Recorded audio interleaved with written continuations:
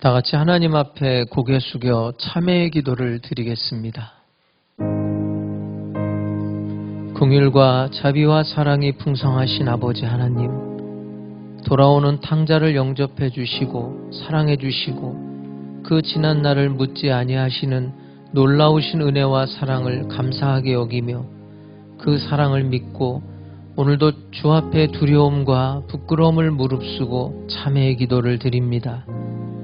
우리는 지난날에 못할 짓을 많이 했고 오늘도 탕자의 타성을 가졌고 아직도 청산하지 못한 모든 부끄러운 일들이 있기에 주님의 사랑을 감격하면서도 또 한 번 부끄럽고 죄송하기만 합니다.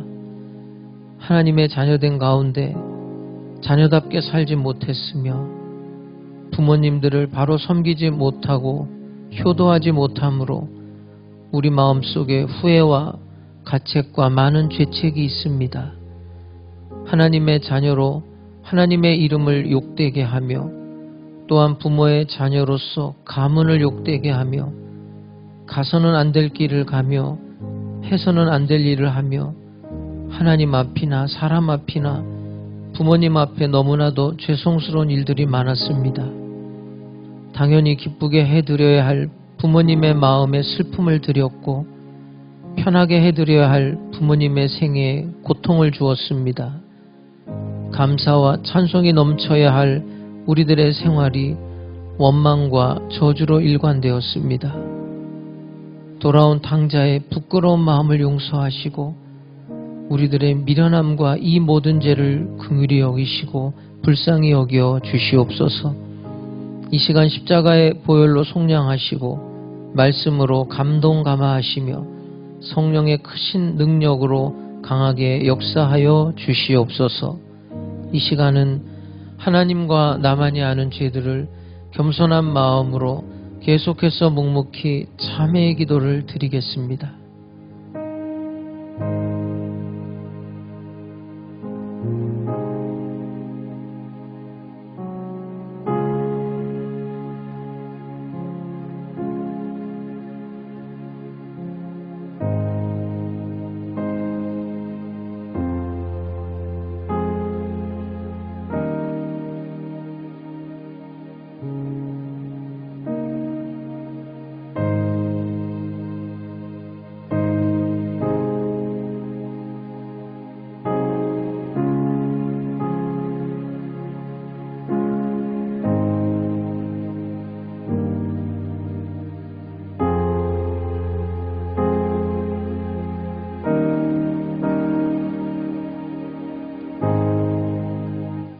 만일 우리가 우리 죄를 자백하면 저는 미쁘시고 의로우사 우리 죄를 사하시며 모든 불의에서 우리를 깨끗게 하실 것이요. 그러므로 이제 그리스도 예수 안에 있는 자에게는 결코 정죄함이 없나니 이는 그리스도 예수 안에 있는 생명의 성령의 법이 죄와 사망의 법에서 너를 해방하였음이라. 아멘. 전능하사 천지를 만드신 하나님 아버지를 내가 믿사오며 그 외아들 우리 주 예수 그리스도를 본디오 이는 성령으로 잉태하사 동정녀 마리아에게 나시고 본디오 빌라도에게 고난을 받으사 십자가에 못 박혀 죽으시고 장사한 지 사흘 만에 죽은 자 가운데서 다시 살아나시며 하늘에 오르사 전능하신 하나님 우편에 앉아 계시다가 저리로서 산자와 죽은 자를 심판하러 오시리라. 성령을 믿사오며 거룩한 공예와 성도가 서로 교통하는 것과 죄를 사하여 주시는 것과 몸이 다시 사는 것과 영원히 사는 것을 믿사옵나이다. 아멘.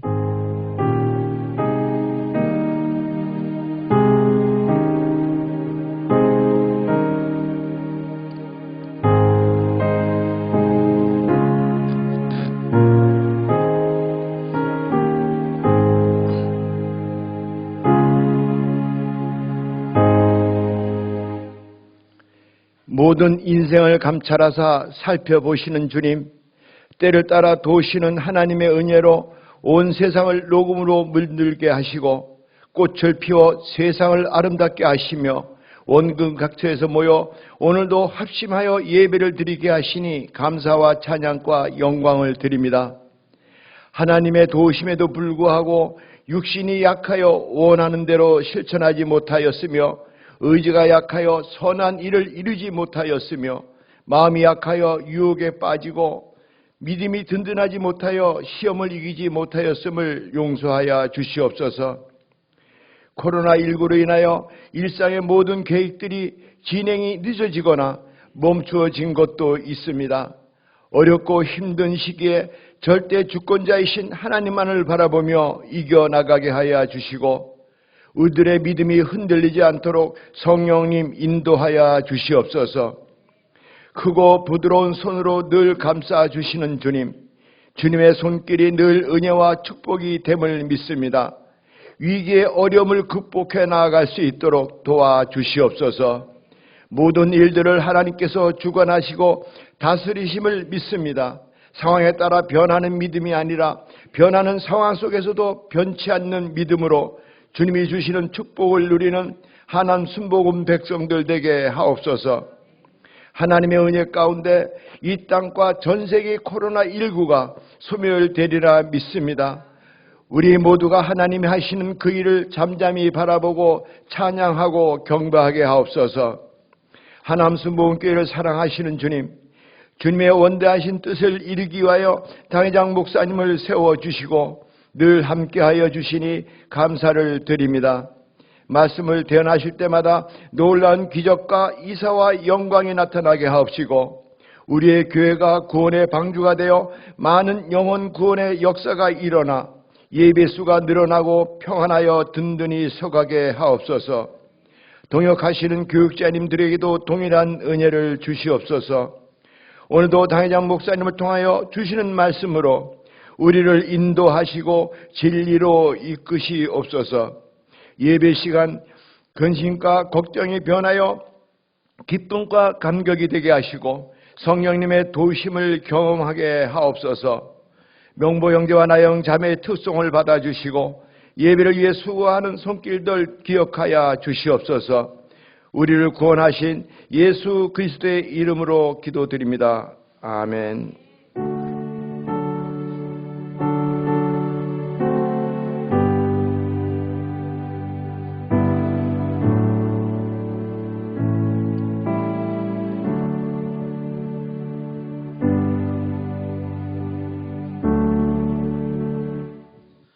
하나님 말씀 잠언 23장 17절에서 26절까지 말씀을 보겠습니다.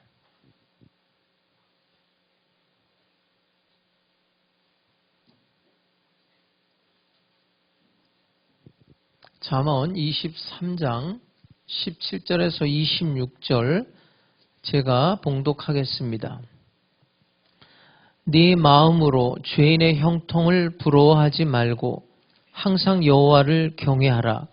정령이 네 장래가 있겠고 내 소망이 끊어지지 아니하리라. 내 아들아, 너는 듣고 지혜를 얻어 내 마음을 바른 길로 인도할지니라. 술을 즐겨하는 자들과 고기를 탐하는 자들과도 더불어 사귀지 말라. 술 취하고 음식을 탐하는 자는 가난하여질 것이요 잠자기를 즐겨하는 자는 헤어진 옷을 입을 것임이니라. 너를 낳은 아비에게 청종하고 내 늙은 어미를 경히 여기지 말지니라. 진리를 사되 팔지는 말며 지혜와 훈계와 명철도 그리할지니라. 의인의 아비는 크게 즐거울 것이요 지혜로운 자식을 낳은 자는 그로 말미암아 즐거울 것이니라. 내 부모를 즐겁게 하며 너를 낳은 어미를 기쁘게 하라. 내 아들아, 네 마음을 내게 주며 내 눈으로 내 길을 즐거워할지어다. 아멘.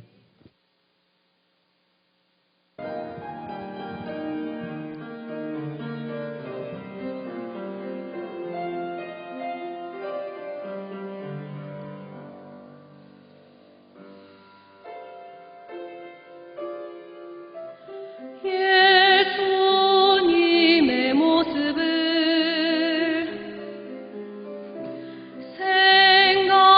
생각하며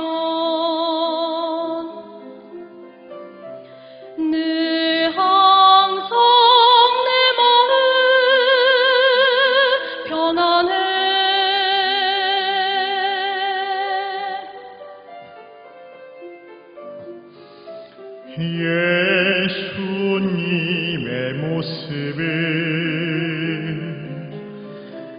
생각하면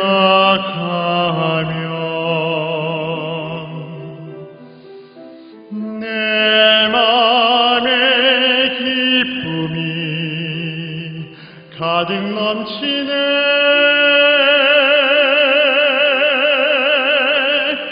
영원한 주님의 사랑 찬양해. 나의 하나님 되심이 모든 것 창조하시네. 전능하신 하나님.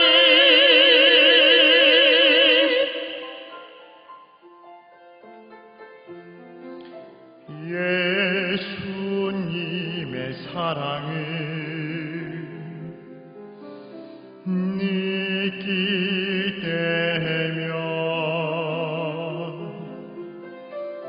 아무것 없어도 충분해.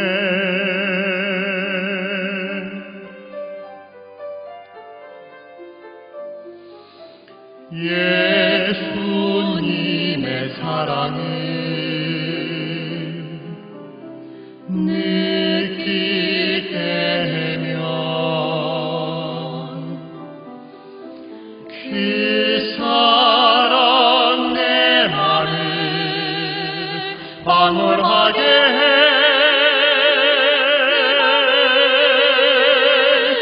영원한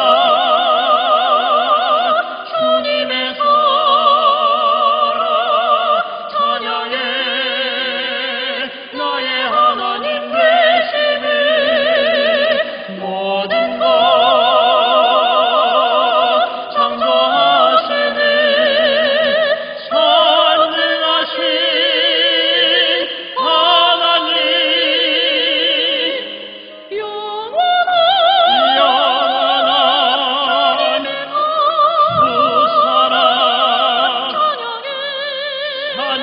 나의 하나님 되시니 모든 것 창조하시니 전능하신 하나님.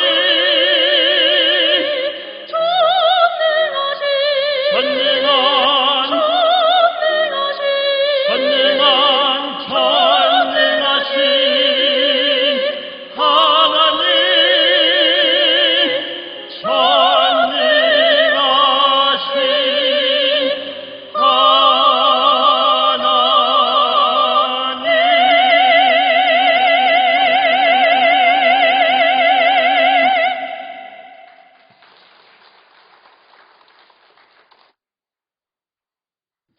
할렐루야. 하나님께서 여러분을 사랑하십니다. 교회력으로 사실은 저번 주가 어린이 주일이고 오늘이 어버이 주일인데 우리가 오늘 어린이 주일, 어버이 주일 이렇게 함께 드리게 됐습니다. 어린이를 생각하면 미래를 생각하게 되고 또 어버이를 생각하면 과거를 생각합니다. 우리가 나 자신을 딱 놓고 볼 때 과거는 부모님이고 미래는 아이들이라고 생각을 합니다. 사실 부모님 세대, 그 다음에 이제 우리 세대, 이 과거는 우리가 역사를 통해서 아는 거죠. 이렇게 살아왔고. 근데 문제는 우리 아이들의 세대입니다. 이 미래는 예측 불허입니다. 너무나 급변하는 세상 속에 살아가고 있기 때문에 우리 아이들은 도대체 어떤 세상 속에서 살아가야 하는가, 여기에 대해서는 누가 장담할 수가 없어요. 인류 역사가 소위 말하는 산업혁명, 여러분 산업혁명이라는 말 들어보셨죠? 1차 산업혁명, 2차 산업혁명, 지금은 우리가 4차 산업혁명 시대에 살아가고 있다 이렇게 말하지 않습니까? 1차 산업혁명이라는 것은 18세기에 농기계, 그다음에 이제 뭐 증기 기관차 뭐 이런 것들이 발명이 되면서 생활이 좀 편리해졌죠. 생산이라든지 이동하는 수단이. 그런 발달을 1차 산업혁명이라고 그랬어요. 2차 산업은 역시 19세기의 기계입니다. 전기입니다. 전기. 이 전기가 정말 위대한 발견이었어요. 발명이었고 전기를 통해서 대량 생산이 가능해지고 또 통신 기술이 발달하면서 여러 산업의 발전을 가지고 왔습니다. 3차 산업혁명은 우리가 지금 누구나 쓰고 있는 컴퓨터입니다. 디지털 혁명.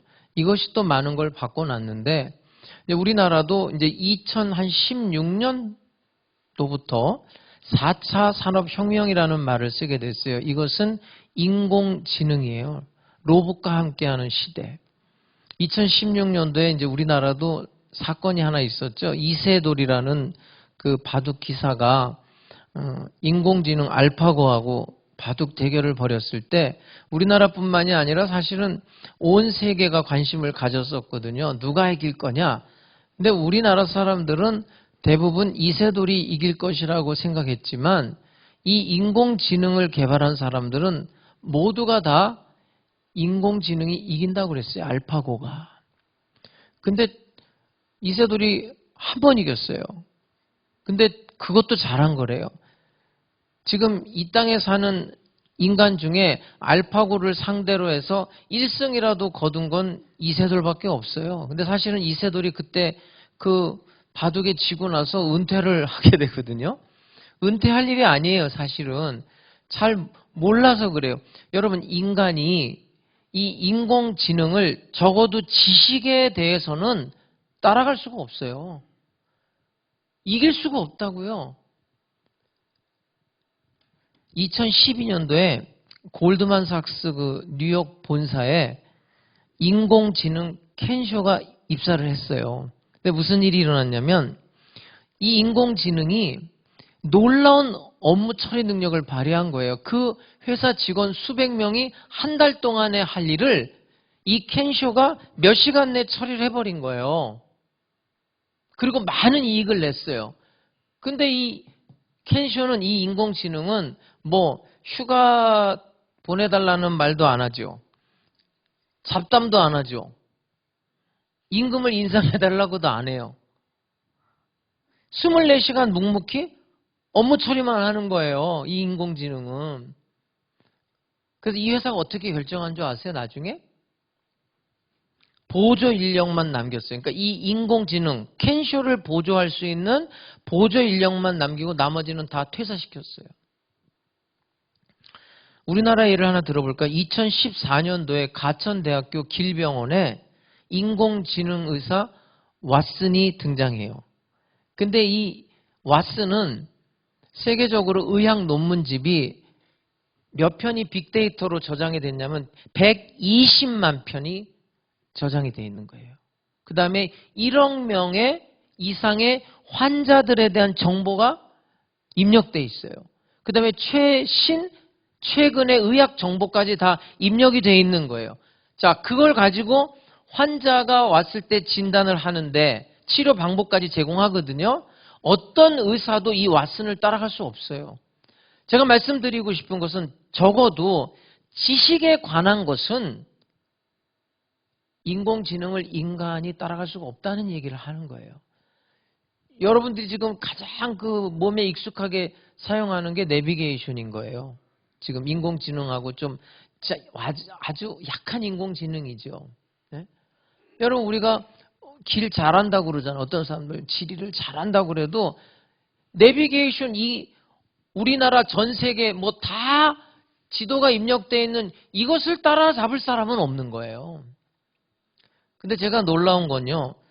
이것뿐만이 아니더라고요. 이 AI가 법률에도 두각을 나타냈어요. 이제 법률가들은 소송을 할 때 이제 판례를 굉장히 중요하게 여기고 그걸 찾아야 돼요. 그 다음에 이제 증거 같은 거, 자료를 찾아야 되는데 이미 인공지능한테는 그런 데이터들을 다 집어넣기 때문에 인간이 며칠 혹은 몇 시간에 걸쳐서 찾아야 될 것을 단 1초 만에 이 인공지능은 찾아낸다는 거예요. 그래서 미국에서는 2018년도 현재 1,400개 이상의 법률 회사에서 인공지능한테 업무를 맡기고 있대요. 창의성은 안전한가? 미국에서 쏟아져 나오는 신곡들 있잖아요. 그 신곡들의 3%가 인공지능이 만든 노래래요. 내가 더 놀라운 거는 일본에서는 인공지능이 창작 글도 쓴대요. 그래서 협업을 한대요. 사람하고. 그러니까 우리가 지금 뭐 영화를 통해서 인간하고 로봇하고 같이 사는 거 영화의 얘기가 아니에요. 이제 우리의 현실이 된 거예요. 그러면 제가 오늘 어린이 주일 또 어버이 주일을 맞이해서 왜 이런 이야기를 들고 나왔느냐. 이 부모님들이 우리 아이들 교육을 이제 어떻게 시켜야 되느냐. 우리가 살던 시대에 공부했던 방법을 다 뜯어 고쳐야 된다는 거예요, 여러분. 지금 우리 학생들이 학교에서 공부하는 거는 아무 쓸데가 없다는 거예요. 왜냐하면 지식적인 거기 때문에. 지식은 인공지능을 능가할 수가 없대요. 그건 그쪽에다 맡겨야 된다는 거예요. 그럼 뭘 해야 되느냐 이거예요. 한국과학기술원의 차도원 박사가 인간을 재밌게 구분했어요. 인간을 어떻게 앞으로는 인간을 이렇게 구분할 거래요. 어떻게 구분하느냐? 우리는 뭐 예를 들어서 흑인이다, 백인이다, 황인이다 이러잖아요. 인간을 이렇게 구분한대요. 인공지능을 개발하는 사람. 그러니까 이 사람들이 다 부자가 된다는 거예요. 지금 우리가 버는 그런 돈의 액수를 상상을 초월하는 인공지능을 개발하는 사람이 상위 1%의 돈방석에 앉는다는 거예요. 또 한 부류는 인공지능에게 작업을 지시하는 사람들이 있다는 거예요. 나머지 부류는 뭐냐? 인공지능에게 지시를 받는 사람들이 생기는 거예요. 보세요. 인공지능을 개발하는 사람, 인공지능에게 작업을 지시하는 사람, 오히려 인공지능으로부터 지시를 받는 사람. 그 사람들은 이제 가난하게 된다는 거예요. 그러니까 앞으로 교육은 혁명이 일어나야 된다는 거예요. 학자들은. 이거 빨리 뜯어 고쳐야 된다는 거예요. 인공지능에게는 없는 인간만이 가지고 있는 그것을 개발해야 된다는 거예요. 거기에 주력을 해야 되는데 그게 뭔지 아세요? 인공지능에게는 없는 게 인간에게는 있어요. 유일하게. 그게 마음이라는 거예요. 마음. 오늘 설교 제목이 마음 지키기, 마음 주기예요. 마음이에요. 마음.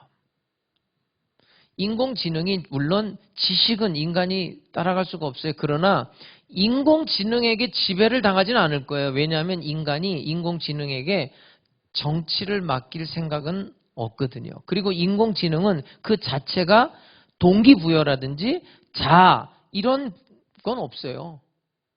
근데 문제는 그 인공지능을 뒤에서 나쁜 마음을 가지고 활용하는 사람들에 의해서 전쟁을 일으킬 수도 있고 나쁜 짓을 할 수 있는 거예요. 금융을 잡는다든지 회사를 통째로 삼킬 수가 있는 거예요. 다 이제는 그걸 뭐라고 하죠? 이제 이 4차 산업혁명은 융합이라는 단어를 쓰더라고요. 기술과 기술이 다 연결되어 있다는 거예요. 사물 인터넷이라는 말 아세요? 사물과 사물끼리도 다 연결이 된 거예요. 지금 핸드폰으로 예를 들어서 바깥에서 핸드폰으로 지시를 하면 집에 히터가 켜지고 테레비가 켜지고 지금 이런 시대 속에 살고 있기 때문에 그 뒤에서 인간이 이것을 나쁜 쪽으로 사용할 수는 있을 거예요. 근데 그걸 좋은 쪽으로 사용하는 사람들이 리더가 돼야 되는 거예요. 그게 뭐냐? 마음을 어떻게 개발하고 소위 말하는 우리 기독교에서 말하는 영성인 거예요. 그러니까 지금 그리스도인들이 아닌 사람들도 이 마음, 영성 여기에 대해서 굉장히 많은 관심을 가지고 아이들에게 교육을 시키고 있어요. 이미. 리더가 되려면 그걸 개발해야 되는 거예요. 지금은. 지식을 여기다 집어넣는 게 아니란 말이에요. 오늘 여러분들이 읽은 이 성경 말씀은 마음에 대한 이야기를 하고 있어요. 특별히 이제 어버이 주일이기 때문에 어떤 마음이냐면 효에 대한 마음을 말하고 있어요. 효. 자, 특별히 17절을 보면 네 마음으로, 이 마음 얘기인데 17절은 네 마음으로 죄인의 형통을 부러워하지 말고 네 마음으로 항상 여호와를 경외하라고 말하고 있어요. 19절에 보면은 내 마음을 바른 길로 인도하라는 거예요. 그냥 간단히 말하면 네 마음을 지키라는 거예요. 잠언 4장 23절에 여러분들이 너무나 잘 알고 있는 유명한 말씀이 있죠. 무릇 지킬 만한 것보다 더욱 내 마음을 지켜라. 생명의 근원이 이에서 남이니라. 특히 마음을 지키라는 거예요. 오늘 여러분들이 예배를 드리면서도 지금 다 마스크를 쓰고 있어요. 교회에서 우리가 악수하지 말자 그래요. 교회에서 지금 식사도 안 해요. 왜 그런 거죠? 건강 지키려고 하는 거 아니에요? 건강 지키려고. 예? 내가 어떤 성도한테 우리 밥이나 한번 먹읍시다 그랬더니 나한테 그래. 지금이 어느 때인데 밥을 먹습니까? 그러던데. 예? 건강을 지키려고 지금 다 이렇게 하는 거 아니에요. 또 명예도 지켜야 될 거 아니에요. 여러분 사람이 살면서 명제 땅에 떨어지면 그건 사는 게 아니잖아요. 또 경제. 우리나라가 지금 뭐 K 방역 성공했다 그러는데 이제 K 경제. 제가 볼 때는 우리나라는 소망이 있어요. 왜냐하면 우리나라는 6.25 전쟁 중에도 다 사업하고 장사하면서 살았던 나라가 우리나라예요. 그래서 이런 코로나 위기 속에서도 K 경제, 이것도 아마 온 국민이 힘을 합쳐서 잘 해나가지 않을까. 저는 대한민국의 국민으로서 저는 그렇게 긍정적으로 생각하는 사람이에요. 이것도 지켜야 될 거 아니에요. 경제. 근데 오늘 성경이 말하는 건 뭐냐면 지킬 게 많아요. 그런데 무릇 지킬 만한 것보다 더욱 지킬 게 있는데 네 마음을 지켜라. 마음을 지키라는 거예요. 여러분의 마음을 좀 부드러운 마음으로 아름다운 마음으로 살아갈 수 있기를 주의 이름으로 축복합니다. 예? 제가 이제 주일날 몇 명 기도해 드렸어요. 목사님 기도해 달래요. 왜 기도하니까 자동차를 새 걸로 바꿨대. 그래서 목사님 축복 기도를 받고 싶대. 참 얼마나 그 마음이 부드러운 마음이에요, 여러분. 예? 그럼 나도 축복을 해주죠. 예. 난 내가 축복해주고 나도 축복받았잖아요. 그래서 자기 뭐 자동차 바꿨다고 축복해줬는데 나중엔 그 차를 날도록 가지라고 그래서 내가 가졌잖아요. 사촌이 땅을 사면 여러분 배가 아프다는 말을 혹시 씁니까? 여러분들이 살면서? 내가 배고픈 건 참아도 배 아픈 건 못 참아 이런 말을 합니까? 그렇다면 오늘 꼭 회개하시기를 바라요. 네? 자, 배고픈 건 참다 이건 육체적인 얘기고 배 아픈 건 못 참는다는 건 정신적인 얘기를 하는 거예요. 사촌이 땅을 사면 배가 아프다는 건 정신적인 건 마음을 얘기하는 거예요. 이런 마음을 가지고 사는 사람들에게 하나님이 축복하지 않아요. 그런 마음으로는 행복할 수가 없어요. 현대인들이 질병과의 싸움을 하고 있죠. 지금 바이러스를 비롯한 뭐 여러 질병과 싸우는데 의학자들이 밝혀낸 거예요. 병을 가만히 조사하고 원인을 다 찾아보니까 인간이 앓고 있는 병의 70% 80%가 마음에서부터 온다는 거예요. 마음이 그렇게 중요한 거예요. 우리가 건강을 지킬 게 아니에요. 마음을 지켜야 돼요. 마음을 지키면 그 70, 80%의 질병을 지킬 수 있다는 거예요. 예수님이요, 이 마음에 대해서 뭐라고 말하냐면 죄도요, 동기적인 걸 말씀하셨어요. 자, 이제 그 십계명에 보면 너희가 옛사람에게 말한 바 살인하지 말라는 걸 너희가 들었을 것이다. 근데 나는 너희에게 이르노니 너희들 마음속에 미워하는 마음이 있었으면 이미 살인한 거다. 이렇게 말해요. 너희네들이 알고 있는 계명 중에 간음하지 말라는 계명을 들었을 것이다. 그러나 나는 너희한테 말한다. 아름다운 여인을 보고 음욕을 품는 자마다 이미 간음한 거다. 행위 이전에 마음을 지적했어요. 마음을. 예수님, 마음을 지켜야 된다는 거예요. 마음이 맑고 깨끗해야 된다는 거예요. 오늘 17절에 보면 우리의 마음이 여호와를 경외하는 마음, 우리의 마음을 하나님의 말씀으로 가득 채울 수 있기를 주님의 이름으로 축복합니다. 우리의 마음속에 하나님의 말씀으로 채워져 있어야 돼요. 우리의 마음속에 분노로 차 있다. 여러분, 이건 마귀가 제일 좋아하는 거예요. 사람이 살면서 분노하지 않을 수가 없죠. 근데 성경이 말하는 분노는 의로운 분노를 말하는 거예요. 의에 대한 분노가 아니라 사사건건 자기 감정에 대한 분노를 폭발시켜요. 이건 마귀가 제일 좋아하는 거예요. 또 있어요. 강한 욕망, 욕심. 여러분, 우리나라 사람들한테 그 조사를 했는데 나는 내가 생각한 대답이 아니었어요. 로또에 당첨되면 제일 먼저 하고 싶은 게 뭡니까? 나는 1위가 우리나라 사람들은 하도 집 문제 가지고 그거에서 집 사는 거에 난 이럴 줄 알았거든요. 로또에 당첨되면 제일 먼저 하고 싶은 게 뭐냐? 1위가 이혼이에요, 이혼. 그런 마음으로 로또를 하니 로또가 안 되지. 이혼하겠다는 거예요. 로또 되면 나는. 또 자기 기만이라는 게 있어요. 이 마음에 자기 페이스를 잃어버리면 안 돼요. 그냥 우리가 그냥 좋은 말로 그냥 분수껏 살아라 이런 말 하잖아요. 페이스를 잃어버리면 안 되는 거예요. 마귀가 제일 좋아하는 거예요. 지혜의 왕 솔로몬도 자기 마음을 못 지켰을 때 그 지혜의 왕이 죄악에 빠지고 나라가 둘로 나뉘지 않습니까? 우리는 마음을 지키기 위해서 뭘 지켜야 되냐면 입을 지켜야 돼요, 여러분. 내가 무슨 말을 하느냐에 따라 내가 벌써 그 말하는 순간 우리가 마음속으로 가지고 있는 걸로 거기서 끝내는 게 좋아요. 근데 그걸 말로 표현하죠. 말로 하는 순간에 마음이 무너집니다. 부정적인 말, 절망적인 말 이런 말을 하는 동시에 마음이 무너지는 거예요. 또 눈으로 볼 때 내 마음 보는 거 조심해야 돼요.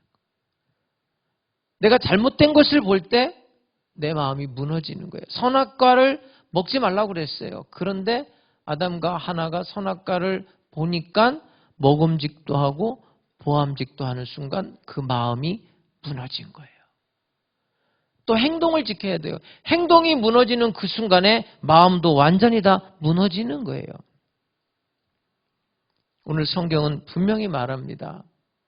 마음을 지켜라. 여러분, 우리의 마음을 성령께서 지배할 수 있도록 성령께 양도하시기를 바라요. 그냥 내버려 두면 안 돼요. 이렇게 좀 이렇게 45도 간격에 도로가 있다, 언덕이 있다고 생각해 봐요. 거기에 수레가 하나 있어요. 그러면 누군가가 그 수레를 지켜야 돼요. 잡아야 돼요. 붙들고 있어야 되는 거예요. 브레이크를 잡아야 되는 거예요. 안 그러면 저 밑으로 다 떨어져 내려가는 거예요. 우리의 마음이 그런 거예요. 성경은 마음을 내 마음속 그대로 내버려 두면 안 되는 거예요. 하나님을 경외하는 마음으로. 죄인의 형통함 그거 부러워하지 마세요. 그리고 내 마음을 바른 길로 성령이 지배하는 그런 마음으로 지키는 거예요. 그 맑은 마음, 깨끗한 마음, 하나님의 말씀으로 가득 차고 하나님을 경외하는 마음을 가지고 오늘 성경은 뭐라고 말하냐면 내 부모를 즐겁게 하고 내 부모를 기쁘게 해주라는 거예요. 효에 대한 가르침을 말씀하고 있어요. 몇 가지를 얘기하고 있는데요. 자, 22절에 보면 너 낳은 아비에게 청종하라고 그랬어요. 여러분, 부모에게 청종하라, 부모에게 순종하라는 것은 부모님의 말씀에 순종하라는 거예요. 그럼 왜 부모님의 말씀에 우리가 순종해야 되느냐? 부모님의 경륜, 부모님의 존재를 인정할 때 청종할 수 있고 순종할 수 있는 거예요. 부모님의 경륜과 부모님의 존재를 인정하지 않는 사람들은 부모의 말씀을 청종하지도 않고 순종하지도 않죠. 이 청종이라는 단어는 잠언서를 읽다 보면 여기저기에 나와요. 효도라는 건요, 그 앞에서 듣는 거예요. 음식을 대접하는 게 아니에요. 우리 한국적인 효는 그냥 잘 대접해야 되는 거예요. 부모에게. 그래서 그냥 한겨울에도 구할 수 없는 과일을 가져오라 그러면 막 산속을 헤매는 그런 설화들이 많아요. 한국적인 효는 먹는 거예요. 어떻게 해서 잘 잡수시는 거예요. 그 앞에. 오늘 성경이 말하는 건 그 정도 수준이 아니에요. 들으라는 거예요. 그 앞에서. 그의 말을 들으라는 거예요. 예수님이 나사로 집에 신방을 갔어요. 거기에는 마르다와 마리아가 있는데 신방 가니까 마르다는 예수님한테 음식을 대접하고 싶었어요. 맛있는 음식을. 그래서 막 준비하는데 마리아가 안 도와줘서 막 짜증이 나는 거예요. 그럼 마리아는 안 도와주고 뭘 하느냐면 예수님이 말씀하는데 그 앞에서 예수님의 말씀을 청정한 거예요. 참다가 마르다가 한마디 했어요. 예수님, 이렇게 음식 대접하는데 마리아가 도와주질 않아요. 그때 예수님이 하시는 말씀은 마리아는 더 좋은 쪽을 선택했다는 거예요. 여러분, 제가 목회를 하면서 13kg가 쪘는데 왜 쪘냐면 신방 다니면서 주는 대로 다 받아 먹어서 찐 거예요. 나는 원래 그렇게 많이 먹는 스타일은 아닌데 막 안 먹으면 시험 든다고 그러고 저 목사는 입이 짧아. 난 그런 말 듣는 게 싫어가지고 신방 목회할 때는 엄청 먹었어요. 엄청. 제가 원래 허리가 28인치였었어요. 근데 38인치까지 늘어가지고 사실 대단했어요. 예. 근데 신방 다니면서 그런 사람이 있더라고. 음식을 잘 준비해. 근데 어떤 사람은 딱 주스 한 잔만 내놔. 그러면서 하는 말이에요. 목사님, 나는 목사님 오늘 말씀 들으려고 우리 집에 초청한 거니까 맛있는 건 내가 바깥에 나가서 사드릴 테니까 집에서는 그냥 커피 한 잔 하시고 음료수 한 잔 하시고 난 말씀 듣는데 좀 집중하겠다고. 그 말을 듣는데 아주 사이다였어요. 사이다. 예? 나하고 아주 잘 맞는 사람이야. 그 사람. 여러분, 내가 뭐 얻어먹으러 간 게 아니잖아요. 솔직한 얘기로. 하나님 말씀 전하려고 간 거 아니에요. 부모가 자식한테 뭘 얻어먹으려고 하는 게 아니에요. 여러분, 부모는 구제의 대상이 아니에요. 부모는 존경의 대상이에요. 부모는 가르침의 대상이 아니에요. 자식들은 부모 앞에서 그의 말씀을 듣는 것을 즐겨 할 줄 알아야 된다는 거예요. 왜 그래요? 부모님은 우리의 인생의 선배이기도 하거든요. 나보다 더 많은 경험을 하셨어요. 나보다 더 많은 실패도 하셨단 말이죠. 그 경험을 가지고 오늘에 이른 거예요. 물론 나이가 드실수록 부모님들이 건망증도 심해지시고 기력도 약해지시고 자기 몸을 가눌 수도 없는 그런 상황이 올 때도 있어요. 그래도 부모에게는 지혜가 있단 말이에요. 그걸 인정하라는 거예요. 그래서 청종할 수 있는 거예요. 존재의 가치를 인정하는 거예요. 들을 만한 가치가 있다. 우리 부모의 말씀을 내가 앉아서 그 앞에서 부모가 하는 말을 들을 가치가 있다라고 인정을 하는 거예요. 그의 인생의 노하우와 그의 인생의 지혜를 인정하고 순종하라는 거예요. 자주 만나 뵙고 들으라는 거예요. 아유, 그만 좀 얘기하세요. 한 번 더 하면 100번이야. 그런 말은 하지 말라는 거예요. 왜 들어야 되는 줄 알아요? 부모의 말을. 그분은 나를 사랑하기 때문에 그래요. 잔소리 같지만, 쓸데없는 소리 같지만 그분이 나한테 하는 이야기는 나를 사랑하기 때문에 하는 거거든요. 여러분, 사랑도요, 세 가지가 있어요. 첫 번째는 만약에 응? 만약에 이렇게 해주면은 사랑하겠다는 거예요. 응? 두 번째는 때문에요. 때문에. 이렇게 해줬으니까 사랑하겠다는 거거든요. 근데 여러분, 그럼에도 불구하고 사랑이 있어요. 그럼에도 불구하고 사랑, 그게 바로 부모의 사랑이에요. 부모는 자식을 그럼에도 불구하고 사랑하는 거예요. 탕자는 나갈 때도 잘못했고 나가서도 잘못했어요. 잘한 거 없어요. 그러나 그의 아버지는 그럼에도 불구하고 탕자를 아들로 영접하는 거예요. 그게 부모예요. 제가 좀 친하게 지내는 권사님이 계신데 애가 셋이 있어요. 제가 여기 하남에 와가지고는 잘 못 만나는데 그 전에는 뭐 일주일에 한 번씩 만나서 식사도 하고 이렇게 했는데 그 권사님 같이 있다가도 전화 받으면 막 가야 돼. 전응아 아이가 있어요. 전응아. 근데 대화 중에 이렇게 들어보면 얼마나 사랑하는지 몰라요. 자기 자식이니까 사랑하는 거예요. 오늘 우리가 부모의 말씀을 청정하는 이유는 나를 사랑하시는 분의 말씀이에요. 여러분, 듣는 게 효예요. 불효 가정에 하나님이 복 안 줘요. 성경 잘 읽어보세요. 효는 복의 길이에요. 화목의 길이에요. 형통의 길이라고 성경이 가르쳐요. 여러분, 부모를 거역하는데 거기에 지혜가 있을 수가 없어요. 부모를 거역하는데 형통할 수가 없는 거예요. 내 아비의 말을 청정하라는 거예요. 두 번째는 22절에 보면 내 늙은 어미를 경히 여기지 말라. 이러면 경히 여기지 말라는 거는 중하게 여기라는 거예요. 늙은 어미를 중하게 생각해라. 부모의 존재를 높이 인정하라는 거예요. 모든 것보다 우선하라는 거예요. 중국에 곽거라는 사람이 있어요. 곽거라는 사람한테는 아들이 셋이 있어요. 삼형제인데 다 장가를 갔어요. 근데 공교롭게도 애를 낳는데 좀 비슷한 시기에 애를 낳은 거예요.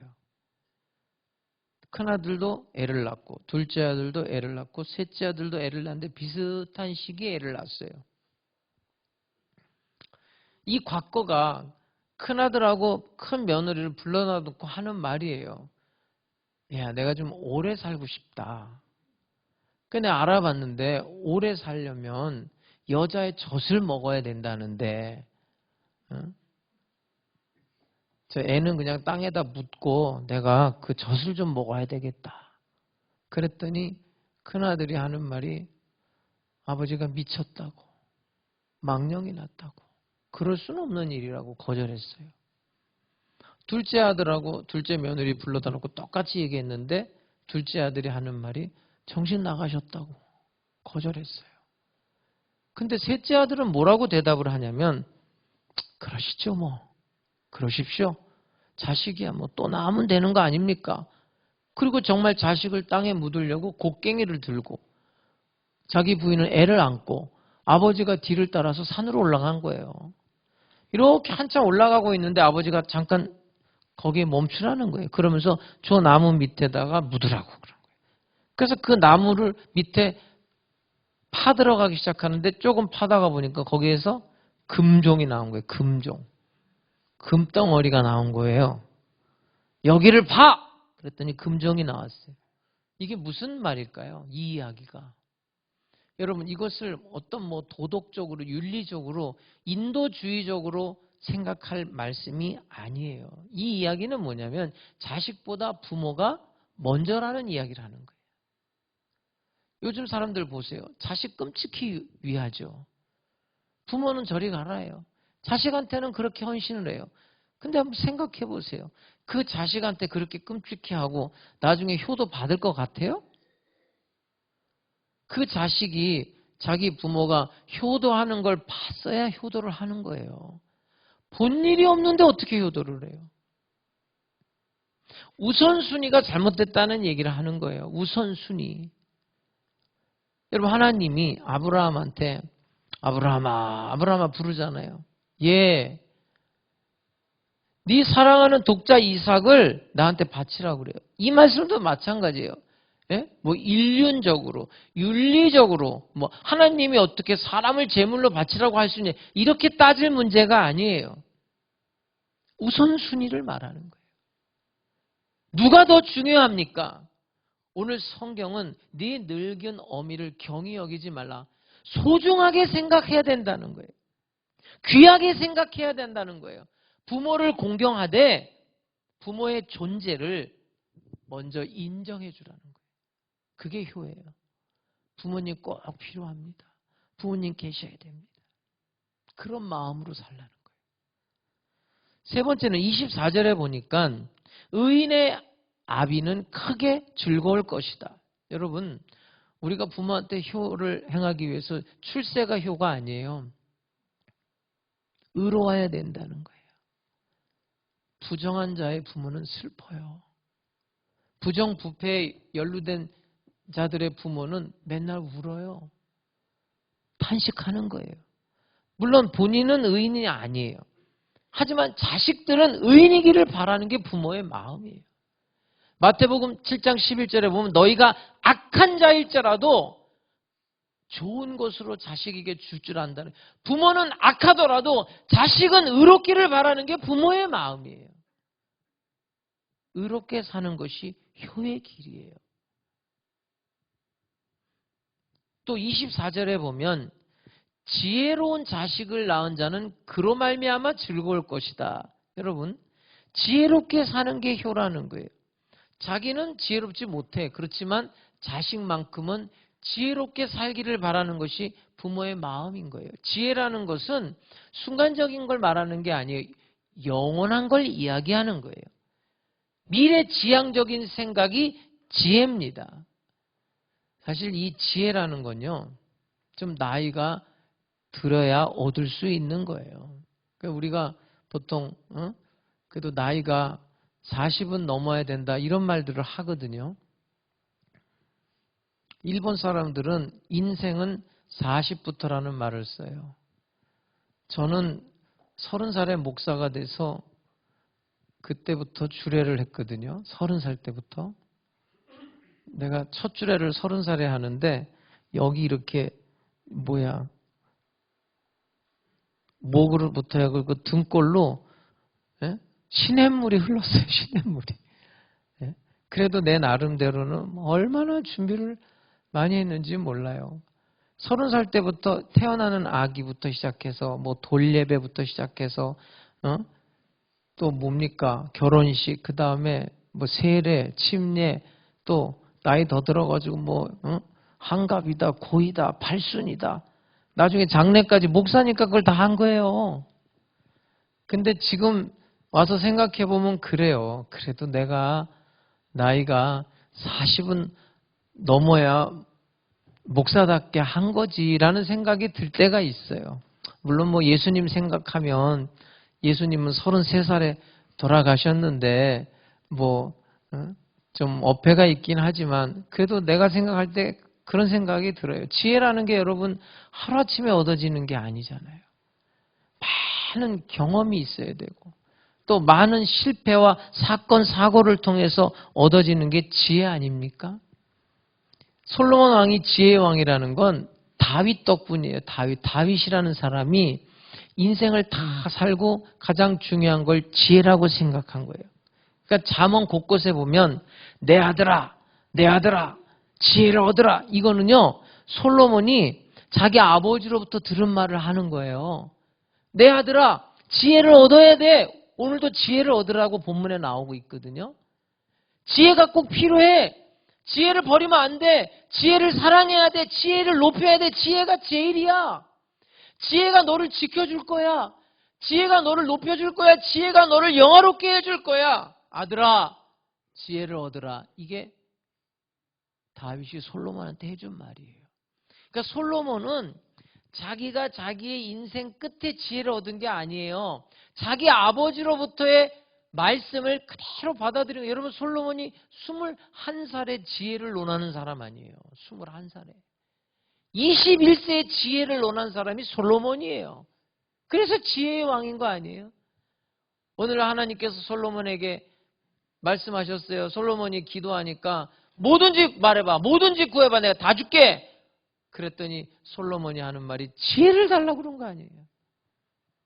하나님이 지혜만 준 게 아니에요. 부귀영화까지 다 주셨단 말이에요. 하나님을 아는 지혜, 영원을 아는 지혜, 영생에 이르는 지혜, 그 지혜를 알아야 돼요. 그렇게 또 살아야 돼요. 여러분, 우리가 하나님의 말씀을 떠나면 멍청해지는 거예요. 불행해진단 말이에요.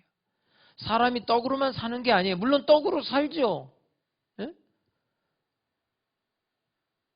먹어야 되는 거예요. 사실 좀 오늘 내가 좀 힘이 없어요. 금식을 해서. 예? 먹어야 돼요. 먹어야 돼요. 금식할 때는요, 참 힘든 거예요. 근데 성경이 뭐라고 하냐면 떡으로 사는 건 맞아요. 그런데 떡으로만 사는 게 아니라는 거예요. 사람이 떡으로만 사는 게 아니라 하나님의 입으로 나오는 모든 말씀으로 살 것이니라. 하나님의 말씀. 거기에 여러분 한번 운명을 걸어보세요. 행복한 결말이 찾아올 겁니다. 왜냐하면 그게 지혜이기 때문에. 마지막으로 26절에 보면 내 아들아 네 마음을 나에게 좀 달라. 그리고 네 눈으로 나의 길을 좀 기뻐해다오. 즐거워해다오. 이렇게 말하고 있어요. 마음을 달래요, 여러분. 마음을. 돈을 달라는 게 아니에요. 옷 사달라는 게 아니에요. 여행 보내달라는 게 아니에요. 네 마음을 달라는 거예요. 네 마음을 좀 나에게 주라. 네 눈으로 내 길, 부모의 길, 부모의 인생을 말하는 거예요. 네가 내 인생을 보면서 내 인생을 좀 즐거워해다오. 부모의 삶을 보면서 부모의 인생, 부모의 가치관, 부모의 철학, 부모의 취미, 부모의 가치관, 부모의 목적, 부모가 사랑하는 그 삶을 보면서 아들아 좀 인정해주고 나를 즐거워해다오.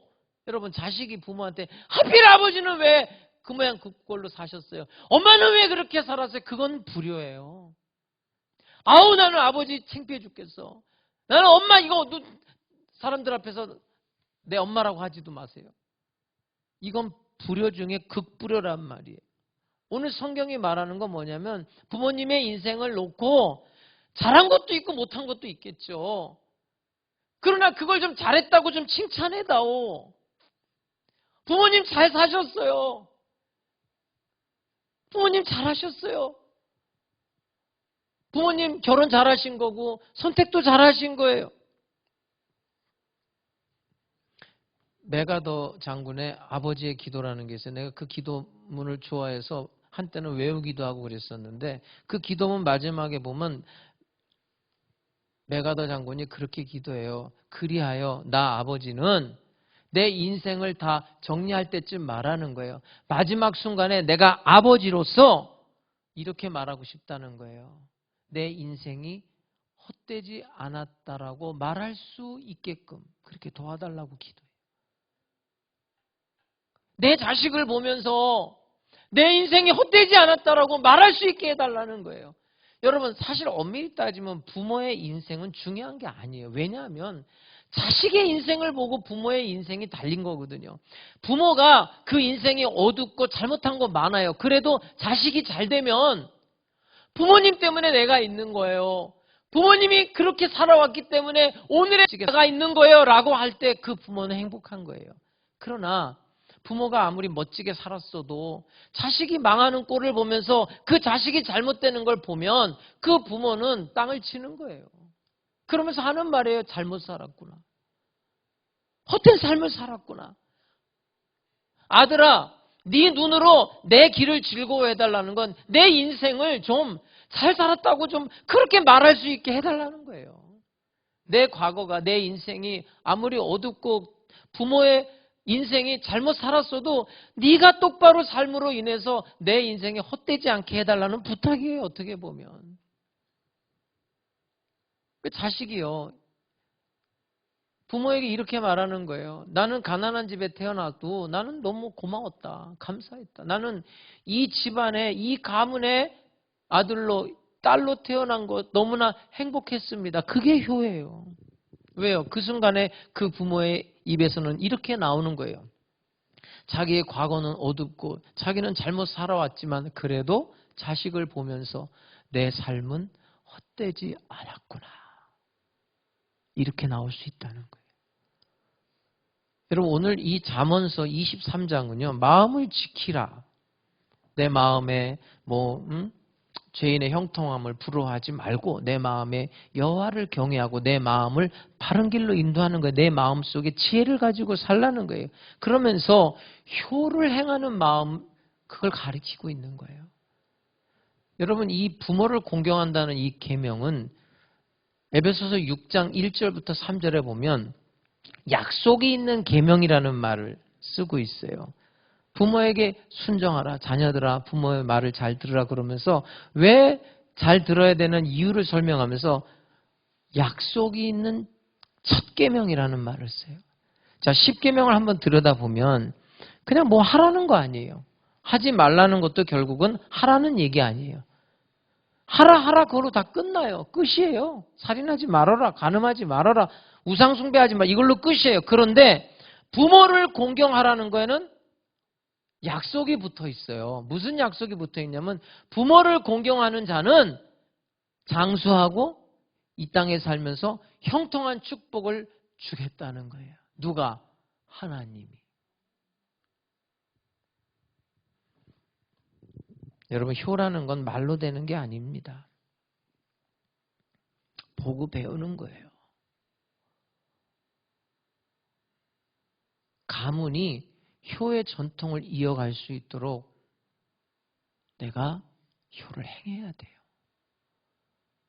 아유, 목사님, 나는 우리 부모한테 도움받은 것도 없고요. 나는 남의 부모님처럼 난 살면서 너무 부러웠어요. 나는 왜 이런 집안에 태어났는가? 가만히 한번 생각해 보세요. 부모에게 효를 행할 수 있는 이유는 딱 하나예요. 그 부모가 나를 낳았어요. 그거 하나만으로도 효를 행할 이유가 있는 거예요. 그리고 낳기만 했어요, 여러분. 나를 키웠단 말이에요. 부모가 나를 키우지 않으면 난 걷지도 못하잖아요. 예? 손을 바깥에 나갔다가 송아지 나가지고 데리고 들어오지만 여러분, 사람 걷는데 애들 키워보신 분 다 알잖아요. 애가 태어나가지고 걸어요? 그 걷는데도 1년이 걸리는 거 아니에요. 그것도 그나마 부모가 가르쳐주면서 넘어지면 일으키고 넘어지면 일으키고 그렇게 반복해가지고 겨우겨우 걷는 게 인간이에요. 자기 혼자 살 수 없어요, 사람은. 그래서 사회적인 동물이라는 말을 하는 거예요. 특히 부모의 도움 없이 살 수가 없어요. 특별히 우리가 효도를 하는 이유는 또 있어요. 근본적으로 그 부모는 나를 사랑한다는 거예요. 제가 그 라디오에서 나오는 이야기를 듣고 펑펑 울었는데 저도 이제 좀 나이가 들어가나 왜 이렇게 눈물이 많아지는지 모르겠어요. 나는 나이 들었다는 생각을 한 번도 안 해봤는데 어쨌든 이제 나이가 좀 들어가나 봐요. 사연은 이런 거예요. 엄마 보고 싶어. 엄마, 내가 이제 엄마가 되고 보니까 엄마가 더욱 보고 싶은 거예요. 내가 엄마가 돼서 엄마로서 아이들한테 이렇게 하다 보니까 우리 엄마가 나한테 해준 걸 생각해 봤어요. 그리고 나는 그때 왜 우리 엄마가 나한테 그렇게 희생하고 헌신했던 것을 당연하게 생각했을까? 왜 그때 우리 엄마의 사랑과 희생과 헌신을 당연하게 받아들였을까? 그때 왜 엄마한테 고마워하고 감사하고 기뻐하고 즐거워하고 엄마도 좀 칭찬해드리고 행복해하지 못했을까? 이미 엄마는 하늘나라에 가 있는 거예요. 그래서 엄마한테 편지를 쓰는 거예요. 엄마 보고 싶다고. 엄마, 내가 왜 그때 엄마의 사랑과 헌신을 그렇게 당연한 것처럼 생각하면서 엄마에게 기쁨과 감사를 못했을까? 후회스럽다고. 엄마, 하늘나라 가면 그때 꼭 만나요.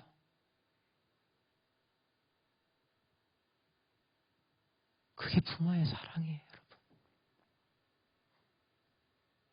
부모는 자식을 사랑해요. 그거 하나만으로도 우리나라를 행해야 하는 이유가 있는 거예요. 오늘 성경은 말합니다. 마음을 지켜라. 우리의 마음을 하나님을 경외하는 마음으로 또 바른 길로 또 하나님의 말씀으로 또 우리의 마음을 성령이 지배하는 마음으로 채워야 돼요. 그리고 그 마음을 가지고 맑고 밝고 깨끗한 마음으로 부모를 섬기는 사람들, 부모의 말씀을 듣고 부모를 중요하게 생각하고 지혜롭게 의롭게 살고 부모의 길을 기뻐하는 사람들, 그 사람들에게 하나님께서 약속 있는 축복을 주셨어요. 이 땅에 살면서 형통하고 복을 누린다는 거예요. 혹시 여러분 뭐 일이 좀 잘 안 됩니까? 부모에게 효도하지 않았기 때문에 그래요. 효를 행하십시오. 부모를 공경하는 자들에게 하나님이 축복을 주신다고, 자자손손까지 복과 은혜를 주신다고 약속해 주셨습니다. 우리 하나님 순복음 백성들의 가정들이, 그런 복의 근원들의 가정들이 다 될 수 있기를 주님의 이름으로 축복합니다. 기도하겠습니다. 자비로우신 아버지 하나님, 우리의 부모님의 마음을 아프게 했던 것들을 용서해 주시옵소서. 부모님께 이제 참 기쁨을 드리고 부모를 자랑스럽게 생각하며 살아갈 수 있는 우리들의 생이 되게 하여 주옵소서. 효의 가정, 복의 근원이 되는 가정들 만들어 주셔서 약속하신 대로 자자손손 축복해 주시고 하나님께 영광 돌리는 하나님의 가정들이 다 되게 해 주옵소서. 예수님의 이름으로 기도합니다. 아멘. 오늘 말씀 붙들고 하나님 앞에 기도하겠습니다. 아버지 하나님, 우리의 마음이 부모에게 가 있게 하시고 부모의 말씀을 듣고 부모의 존재를 소중하게 생각하고 지혜롭게 의롭게 살아갈 수 있게 해주시고 부모의 인생을 자랑스럽게 생각하며 부모를 즐겁게 해드리고 부모를 기쁘게 해드리며 살아갈 수 있는 우리 모두의 삶이 될 수 있게 해주시옵소서. 하나님, 잘못된 모든 것들을 용서해 주시고 가정마다 사랑이 회복되게 하시고 하나님의 은혜가 회복되게 해 주시옵소서. 우리의 아버지 되시는 하나님을 섬기고 우리의 육신의 부모를 섬기고 또 우리에게 지식을 전달하는 선생님들과 지도자들과 우리의 영적 지도자들, 우리의 마음을 넓혀서 존경하고 그들의 말씀을 듣고 순종하며 하나님의 축복을 누리는 삶을 살아가는 우리 하나님 순복음 백성들의 삶이 다 될 수 있게 해 주시옵소서. 하나님, 이곳에 모인 주의 백성들의 삶에 온유한 마음을 주시고 깨끗한 마음을 주시고 정직한 마음을 주시고 성령의 마음 주셔서 하나님의 뜻을 쫓아 살아갈 수 있게 하시고 하나님께 영광 돌리는 우리 하나님 순복음 백성들의 가정들이 다 되게 해 주옵소서. 가정마다 주님 축복해 주시고 은혜를 더해 주시옵소서. 예수님의 이름으로 기도드립니다. 아버지, 당신의 마음이 있는 곳에 나의 마음이 있기를 원해요. 아버지, 당신의 눈물이 고인 곳에 나의 눈물이 고이길 원해요. 아버지, 당신이 바라보는 영혼에게 나의 두 눈이 향하길 원해요. 아버지, 당신이 울고 있는 어두운 땅에 나의 두 발이 향하길 원해요. 나의 마음이 아버지의 마음 알아. 내 모든 뜻 아버지의 뜻이 될 수 있기를 나의 온 몸이 아버지의 마음 알아. 내 모든 삶 당신의 삶 되기를. 아버지, 당신의 마음이 있는 곳에 나의 마음이 있기를 원해요. 아버지, 당신의 눈물이 고인 곳에 나의 눈물이 고이길 원해요. 아버지, 당신이 바라보는 영혼에게 나의 두 눈이 향하길 원해요. 아버지, 당신이 울고 있는 어두운 땅에 나의 두 발이 향하길 원해요. 나의 나의 마음이 아버지의 마음 알아. 내 모든 뜻 아버지의 뜻이 될 수 있기를. 나의 온 몸이 아버지의 마음 알아. 내 모든 뜻 당신의 삶 되기를.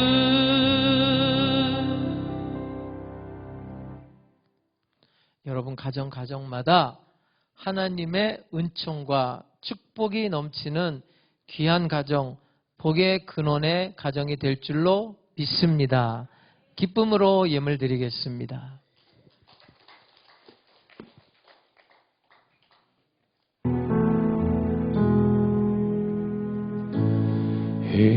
의지했던 모든 것 변해가고 억울한 마음은 커져가네. 부끄럼 없이 살고 싶은 마음 주님 아시네. 모든 일을 선으로 이겨내고 죄의 유혹을 따르지 않네. 나를 구원하시 영원한 그 사랑 그 신그네 날 붙드시네. 주어진 내 삶이 작게만 보여도 선하신 주 나를 이끄신 번의 중심을 보시는 주님만 따르네. 날 택하신 주만 의지해. 보이는 상황에 무너질지라도 예수 능력이 나를 붙드네. 보이지 않아도 주님만 따르네. 내 평생 주님을 노래하리라. 주어진 내 삶이 작게만 보여도 선하신 주 나를 이끄신 본의 중심을 보시는 주님만 따르네. 날 택하신 주만 의지해. 보이는 상황에 무너질지라도 예수 능력이 나를 붙드네. 보이지 않아도 주님만 따르네.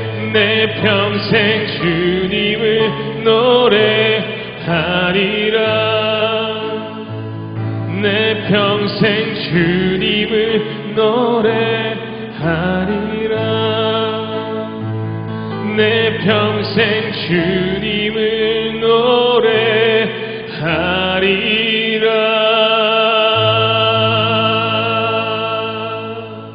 아멘. 5월 10일 주일 영상 광고입니다. 새로 오신 성도님들을 주님의 이름으로 환영합니다. 매주일 11시 예배 후 1층 원장실에서는 새가족 교육 및 환영 모임이 있습니다. 새로 오신 분들은 꼭 참석해 주시길 바랍니다. 하남 수목원교회에서는 신종 코로나 바이러스와 관련하여 교회 예방 차원에서 진행되고 있는 내용을 안내해 드리겠습니다. 기존 방식과 동일하게 전 성도 교회 출입 시에는 비접촉 체온계와 마스크를 착용해 주시고 교회 내 비치되어 있는 손 소독제를 사용 후 입장해 주시길 바랍니다. 신종 코로나 바이러스 예방 차원의 사회적 거리두기가 생활 속 거리두기로 전환됨에 따라 이번 주 5월 10일 이후부터는 새벽 예배 및 수요, 금요 예배로 정상적으로 예배드리겠습니다. 다만 당분간 성찬과 성가대 및 회중 찬양은 하지 않도록 하겠습니다. 성도님들의 많은 협조 부탁드립니다. 하남수목원교회에서는 예배 전후 방역 소독을 철저히 하고 있습니다. 만일에 있을 감염 환경을 예방하고 코로나19 바이러스의 확산을 막기 위해 구석구석 다니며 교회 방역 소독을 하고 있사오니 성도님들께서 안심하시고 교회 예배 참석해 주시길 바랍니다. 또한 성도님들 각자가 개인 예방 수칙도 잘 준수해 주시고 함께 기도하며 슬기롭게 대처해 나가시기를 당부드립니다. 교회 소식입니다. 금요 예배 차량 운행 봉사자를 찾고 있습니다. 예배 전 저녁 7시 50분과 예배 후 저녁 10시 운행으로 봉사하실 분은 교회 사무실로 문의해 주시길 바랍니다. 또한 그동안 차량 봉사해 주신 이주석 안수집사님께 감사 말씀드립니다. 온라인 헌금 안내입니다.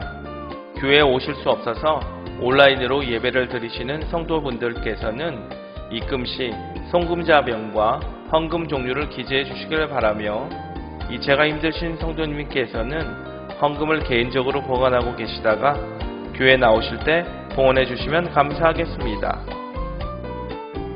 유초동보 온라인 교회 예배 현황입니다. 하남수목원교회 교회학교에서는 2020년 히즈쇼 주일 학교로 새롭게 시작되어 기쁨의 예배를 드렸지만 신종 코로나19 바이러스로 인하여 온라인 예배로 긴급 전환하고 지금까지 한 번도 주일 예배를 빠지지 않았습니다. 이 온라인 예배는 아이들과 소통하며 복음을 재미있는 콘텐츠에 담아 교회 예배와 가정이 연결되는 기독교 교육으로 신앙이 유지될 수 있도록 하였고 온라인 예배는 카카오톡과 밴드를 통해 우리들의 자녀들과 말씀 큐티, 성경 말씀 외우기, 부활절 행사 미션 수행 및 각종 이벤트를 통해 올바른 기독교 문화와 신앙이 형성될 수 있도록 하였습니다. 교회학교 교사 및 교육자분들의 노고에 감사드리며 우리들의 자녀들을 위해 지속적인 중보 기도와 후원 부탁드립니다. 하남순복음교회가 평안하여 든든히 서가고 주를 경외함과 성령의 위로로 진행하여 수가 더 많아질 수 있도록 성도님들의 뜨거운 기도 부탁드리겠습니다.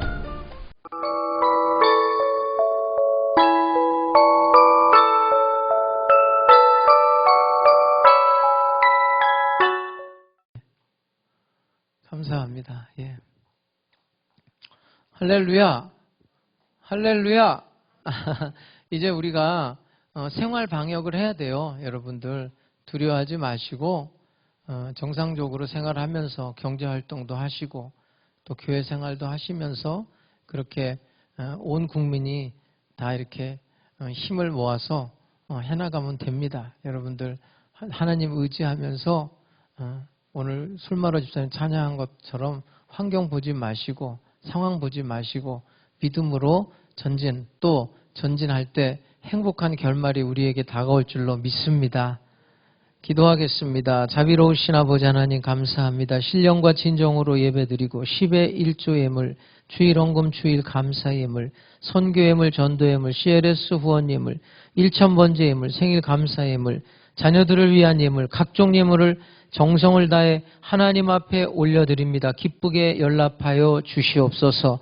드린 손길들마다 재물 얻을 능을 주시고 필요한 모든 것들 넘치도록 채워 주시옵소서. 가정마다 하나님이 복 주시고 복 주시며 자자손손 은혜 위에 은혜를 더하여 주옵소서. 이 물질이 쓰일 때 하남 순복음교회가 평안하여 든든히 서가게 해 주시옵소서.